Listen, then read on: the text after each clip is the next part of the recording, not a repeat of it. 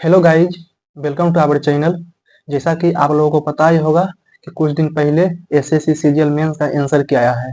तो आप लोगों ने देख ही लिया होगा कि आप लोगों को कितने मार्क्स बन रहे हैं उसमें। तो उससे एक आपको रफ आइडिया हो गया होगा कि इसमें मेरा हो सकता है या नहीं, क्योंकि कुछ दिन पहले आरबीई वाले शुभम जैन सर एक कट ऑफ का वीडियो निकाले हैं जिसमें बताए हैं कि इतना इतना जिसका स्कोर है और वो सेफ स्कोर है। तो उससे आपको एक आइडिया लग गया होगा कि मेरा होगा कि नहीं। इसमें जिन जिन लोगों का हो जाएगा उनके लिए तो कॉन्ग्रेचुलेसन, और जिन जिन को लगता है कि नहीं होगा तो उनको अभी से ही एसएससी सीजीएल 2025 की तैयारी में लग जाना है, क्योंकि मैंने भी एसएससी सीजीएल मेंस का एग्जाम दिया हूँ। उससे मुझे एक रफ आइडिया लग गया है कि मेरा किस चीज़ में वीक है और किसका मेरा कौन सा मेरा स्ट्रांग है। मैं उसी का एक टारगेट लेकर मैं जो सीजीएल 2025 में उसको इम्प्लीमेंट करूँगा। ऐसे भी मेरा इस बार सीजीएल 2024 में नहीं होता, क्योंकि मैंने जो ये फॉर्म भरा था वो एपियरिंग करके फॉर्म भरा था, क्योंकि जो मेरा क्रूशियल डेट था ग्रेजुएशन का उसके बाद मेरा कंप्लीट हुआ है। एक उसका क्रूशियल डेट था 1 अगस्त। मेरा जो ग्रेजुएशन कंप्लीट हुआ है वो 1 अगस्त के बाद कंप्लीट हुआ है, जिससे मेरा इस बार तो नहीं हो पाएगा। इसमें जो मेरा मार्क्स आए हैं वो 292 आए हैं। इससे मुझे लग गया है कि मुझे किस किस टॉपिक पे वर्क करना है, किस किस सब्जेक्ट में मुझे ज़्यादा टाइम देना है, किस किस सब्जेक्ट में मुझे कम टाइम देना है। ओके, चलिए मैं बताऊंगा अब आपको कि मेरा एसएससी सीजीएल 2025 के लिए क्या स्ट्रेटेजी रहेगा। उससे पहले मैं आपको बताना चाहता हूँ कि मैं अपने टेलीग्राम चैनल का लिंक डिस्क्रिप्शन में और कमेंट बॉक्स में दोनों में पिन कर दिया हूँ। आप चाहें तो उसमें ज्वाइन कर सकते हैं, क्योंकि मैं उसमें अच्छा चीज़ प्रोवाइड करते रहता हूँ। जो भी हुआ एसएससी से रिलेटेड जितना भी इंपॉर्टेंट नोटिस रहा वो मैं उसमें डालते रहता हूँ। आप उसको ज्वाइन करके बेनिफिट ले सकते हैं। तो चलिए अब मैं आपको एसएससी सीजीएल 2025 के स्ट्रेटेजी के बारे में बताता हूँ, क्योंकि अब सीजीएल का एग्जाम होने से के लिए अभी से लगभग अप्रोक्स 5 महीने मंथ बचते हैं, क्योंकि इसका एग्जाम जो है नोटिस के अकॉर्डिंग जुलाई से स्टार्ट हो सकते हैं। तो आपको 5 महीने के अंदर ही क्या क्या स्ट्रेटेजी फॉलो करना है जिसे आप एग्जाम में अच्छा परफॉर्म कर सकें। ओके, इसमें 4 सब्जेक्ट आते हैं, मैथ, रीजनिंग, इंग्लिश और जीके। आपको इसमें चारों पर इक्वल वेटेज देना है, क्योंकि इसमें चारों जो होता है इक्वल नंबर रहता है। 25 क्वेश्चन मैथ का रहता है, 25 रीजनिंग का रहता है, 25 इंग्लिश का और 25 जीके का टीयर 1 में यानी कि प्री में। और मेंस में 30 मैथ का रहता है, 30 रीजनिंग का, 45 इंग्लिश का और 25 जीके का। उसमें एक प्लस रहता है कंप्यूटर का। तो सारा चीज ध्यान में रखते हुए ही आपको स्ट्रेटेजी बनाना है, क्योंकि टाइम भी बहुत कम है, केवल 5 महीने ही बच रहे हैं प्री को लेकर। तो मैंने जो स्ट्रेटेजी बनाया है मैं आपको बताता हूँ। मैंने कुछ लिख रखा हूँ, मैं उसी के अकॉर्डिंग आपको बताता हूँ। ठीक है, आपको चलिए मैं मैथ से स्टार्ट करता हूँ।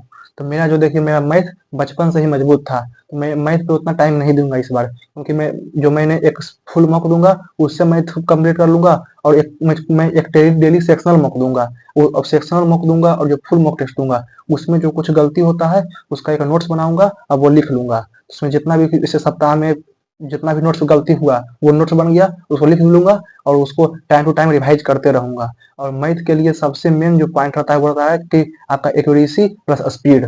तो इस बार मैं सबसे ज्यादा स्पीड पर और एक्यूरेसी पर फोकस करूंगा। तो स्पीड के लिए मैंने एक एप्लीकेशन देखा हूँ जिसका नाम है मैथ वर्कआउट। मैं वही एप्लीकेशन पर लगभग 15 से 20 मिनट डेली प्रैक्टिस करूंगा, जिससे मेरा स्पीड बढ़ेगा और मेरा जो टाइम बचेगा वो मैं अलग सेक्शन पर दे पाऊंगा। जैसा कि रीजनिंग हो गया, इंग्लिश हो गया, जीके हो गया, मैं उस पर अलग से और एक्स्ट्रा टाइम दे पाऊंगा, तो जिससे मुझे और प्रोडक्टिविटी मिलेगा। ओके, तो चलिए मैं अब आपको रीजनिंग के बारे में बताता हूँ।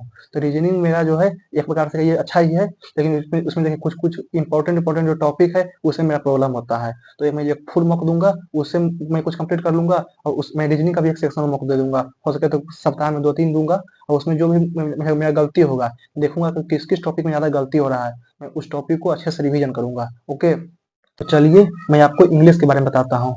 मेरा जो है जो वीक पॉइंट है वो इंग्लिश और जीके है, उसी में मेरा ज्यादा नंबर कटते हैं, इसमें मुझे मार्क्स कम आते हैं। तो मैं इंग्लिश पर और जीके पर ज्यादा ध्यान दूंगा। तो मैं इंग्लिश में सबसे पहले एक इंग्लिश माध्यम नाम का टेलीग्राम चैनल है, मैं उस पर एक डेली पीडीएफ आता है, इसमें लगभग 25 क्वेश्चन रहते हैं और कुछ वोकेबुलरी रहते हैं उसी से रिलेटेड। तो मैं वो डेली अटेम्प्ट करता हूँ, और मैं डेली उसको अटेम्प्ट करूंगा। वो जो है सप्ताह में केवल 6 दिन आते हैं, सोमवार से लेकर शनिवार तक। और रविवार को जितना भी जो 6 दिन में आता है वोकैब उसी को कंपाइल करके एक पीडीएफ डाल देते हैं। तो मैं वो डेली अटेम्प्ट करूंगा, और उसमें जो वोकैब है वो केवल पढ़ लूंगा, एक ऐसे ही ओवरथ्रो करके, मैं उसको याद नहीं करूंगा। और डेली जो छह दिन में जो वोकैब होगा वो 7वां दिन जो देते हैं उसको रविवार डेली केवल उसको पढ़ लूंगा। उसमें लगभग 25 क्वेश्चन रहते हैं, जो कि टीयर 1 में जैसा आते हैं जस्ट लगभग वैसा ही 25 क्वेश्चन उसमें रहते हैं। उसको मैं डेली अटेम्प्ट करूंगा और उसको अच्छे से एनालाइज करूंगा कि मेरा कौन सही गया है कौन गलत गया है। और उसके बाद मैं जैसे एक परमार सर नाम के टेलीग्राम चैनल है, परमार सर क्यूज करके, मैं उस पर भी लगभग डेली इंग्लिश का 20 को क्वेश्चन आते हैं। जो कि क्यूज फॉर्म में रहते हैं, मैं डेली उसको भी अटेम्प्ट करता हूँ। और उसमें जब जो क्यूज देते होते हैं तो उसमें उससे रिलेटेड जो भी कुछ कुछ शॉर्ट पॉइंट होता है वो भी दे देते हैं। मैं वो क्यूज अटेम्प्ट करता हूँ और वो जो शॉर्ट पॉइंट रहता है वो मैं पढ़ लेता हूँ। ओके। और वोकेबलरी के लिए एक टेलीग्राम चैनल पर, ये विनय कक्षा नाम का एक चैनल है, उस पर लगभग डेली 30 या 50 को डेली लगभग डालते हैं। प्रीवियस ईयर से रिलेटेड जितना ही वोकेबलरी रहता है वो उसमें डालते रहते हैं। मैं एक वो अटेम्प्ट करूंगा। अगर जो आपको चाहिए तो मैं वो ये परमार सर का क्यूज वाला और विनय कक्षा का क्यूज वाला टेलीग्राम चैनल को लिंक मैं अपने टेलीग्राम चैनल पर डाल दूंगा। तो आप उसको ज्वाइन, आप मेरा टेलीग्राम चैनल को ज्वाइन कर सकते हैं और वहां से वो दोनों ग्रुप को आप ज्वाइन कर सकते हैं। ओके। जैसा कि इंग्लिश में सबसे इम्पोर्टेंट जो पार्ट है वो है रीडिंग कम्प्रीहेंशन। मैं इस बार उस पर थोड़ा ज़्यादा फोकस करूंगा। तो मैं उसके लिए लगभग डेली आधा घंटा मैं कुछ न कुछ इंग्लिश में रीडिंग करूंगा। जैसे न्यूज का आर्टिकल हो गया या कोई नोवेल हो गया, मैं वो कुछ पढ़ूंगा। और तो जितना इसमें रीडिंग कम्प्रीहेंशन है उतना ही इम्पोर्टेंट रोल इसका ग्रामर का है। तो ग्रामर के लिए लगभग देखिए नमीसा बंसल मैम का एक 120 रूल का ग्रामर का वीडियो में यूट्यूब पर डाले हुए हैं, आप वो पढ़ सकते हैं। उससे आपको एक अच्छा आइडिया मिल जाएगा, उससे आपको बहुत बेनिफिट होगा। और जो आप चाहते हैं तो आप कमेंट करके बताइएगा, मैं उसका भी लिंक आपको टेलीग्राम चैनल पर प्रोवाइड करा दूंगा। ओके। और मैं लगभग इंग्लिश का लगभग डेली 3 से 4 सेक्शनल क्यूज जो टीयर 1 का होता है लगभग 25 क्वेश्चन वो मैं डेली अटेम्प्ट करूंगा। उसमें जो भी गलती होगा, जैसे वोकैब हो गया, ग्रामर हो गया, मैं उसका एक शॉर्ट नोट्स बनाऊंगा और लगभग मैं इसको 6 दिन अटेम्प्ट करूंगा। और जो 6 दिन में मैं जो अटेम्प्ट करूंगा उसमें जो गलती होगा उसमें से उसको एक नोट में लिखूंगा और मैं उसको 7वां दिन रिवाइज कर लूंगा। ओके। ये रहा मेरा इंग्लिश का। और चलिए मैं बताता हूँ जीके पर। जीके में मेरा देखिए, मेरा जो सबसे बिग पॉइंट है वो जीके ही है। जीके में बहुत नंबर कटते हैं। मैं जीके पर सोच रहा हूँ इस पर बहुत ध्यान दूंगा, क्योंकि जीके में भी नंबर आना जरूरी है। बिना जीके का आपको सिलेक्शन नहीं हो पाएगा। तो जीके में मैं जो पिछले साल जो मैंने जो पढ़ा था उसका जो मैंने नोट्स बनाया हूँ मैं उससे अब रिवाइज करना स्टार्ट करूँगा, क्योंकि जीके पे मुझे ध्यान देना ही देना है, क्योंकि जीके में नंबर बहुत कम आते हैं। बिना जीके के आपका सिलेक्शन लगभग अब लग रहा है कि इम्पॉसिबल ही है। तो मैंने जो भी नोट्स बनाया हूँ मैं उसको रिवाइज करूँगा। और एक परमार सर का ही इंग्लिश के साथ साथ ये जीके का भी क्यूज देते हैं। वो लगभग डेली सुबह 7 बजे जीके का क्यूज देते हैं। वही परमार सर क्यूज टेलीग्राम चैनल पर लगभग वो भी 20 गो रहता है। मैं वो डेली वो अटेम्प्ट करूँगा। और जितना हो सके लगभग जितना मुझे पॉसिबल हो सके मैं उसका सेक्शनल मॉक टेस्ट दूंगा। और वही मुझे रिवीजन करने के टाइम या फिर मैं जो मॉक टेस्ट दूंगा, सेक्शनल मॉक टेस्ट दूंगा, उससे मुझे जो भी लगेगा कि मेरा ये टॉपिक में गलती हो रहा है वो मैं यूट्यूब के माध्यम से टॉपिक सर्च कर करके पढ़ लूँगा। और मैं परमार सर को भी सोच रहा हूँ कि मैं फॉलो करूँ। उनका जो FRB बैच हो गया या फिर जो निट्टो हो गया या फिर PYQ हो गया, कोई भी एक से मैं स्टार्ट करूँगा और मैं उनका पढ़ना स्टार्ट करूँगा। ओके। यही रहा मेरा जीके का स्ट्रेटजी।